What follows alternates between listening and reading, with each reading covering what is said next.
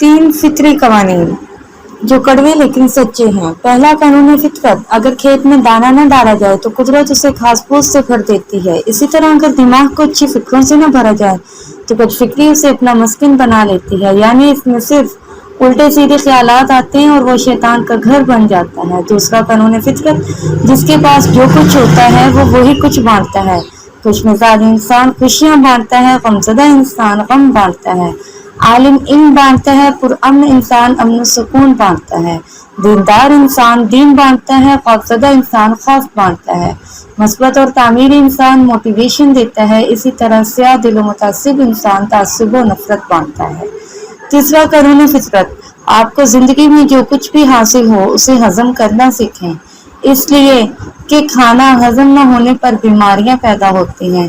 मालो सरवत हजम न होने की सूरत में रियाकारी बढ़ती है। बात हजम न होने पर चुगली और गीबत बढ़ती है। तारीफ हजम न होने की सूरत में गरूर में इजाफा होता है।